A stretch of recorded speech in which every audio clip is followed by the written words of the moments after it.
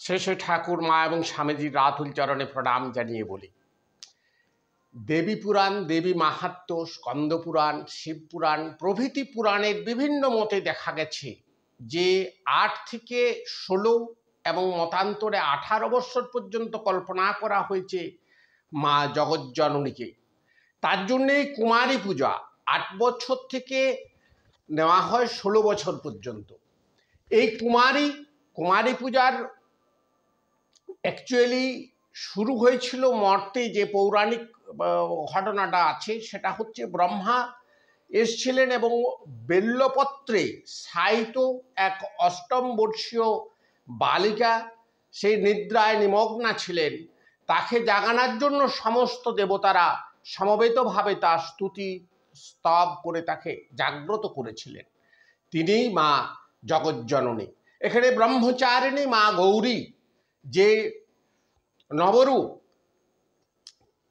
সেই নবরাত্রির যে নবরূপে পূজা হয়, নবদুর্গা বলা হয়, তার এই ব্রহ্মচারিণী রূপ মা গৌরী রূপেও এই বালিকার বর্ণনা আছে। ইহাকেই এই কুমারী পূজা হিসাবে করা হয়। এই কুমারী পূজা কিন্তু দক্ষিণেশ্বরে রানী রাসমণি করেছিলেন এবং অনেক কুমারীকে ১২-১৩০০ কুমারীকে বস্ত্র বিতরণ করতেন এবং সমস্তকে পেট ভরে খাওয়াতেন। আর এখানে বেলুড়ে একবারে জগজ্জননী মা শারদার অনুমতি নিয়ে স্বামীজি প্রথম কুমারী পূজা করেছিলেন বেলুড়ে। এবং স্বামীজি শুধু এই বেলুড়েই করেছিলেন এই নয়, দক্ষিণ ভারতে অষ্টবর্ষীয়া সেই সমুদ্রের তীরে কন্যাকুমারীতে তিনি পূজা করেছিলেন এবং সেইখানেই তিনি তখন গুরুর শরীর চলে গেছে, অশরীরী গুরুর নির্দেশ পেয়েছিলেন সেই পাশ্চাত্যে যাওয়ার, এবং মায়ের অনুমতি নিয়ে তিনি পাশ্চাত্যে গমন করেছিলেন। এই কুমারী পূজা দুটো জিনিস এখানে বহন করে।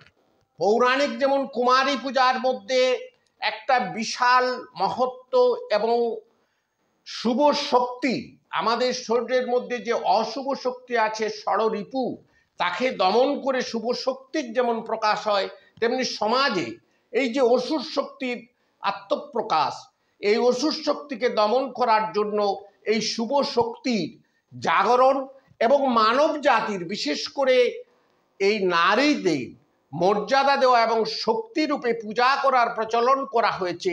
তা পুরাণেও হয়েছে, আধুনিক মতো হয়েছে। স্বামীজি এবং ঠাকুরের প্রতিষ্ঠিত রামকৃষ্ণ মিশন সেটাকে সর্বোত্তভাবে চেষ্টা করেছে। নমস্কার।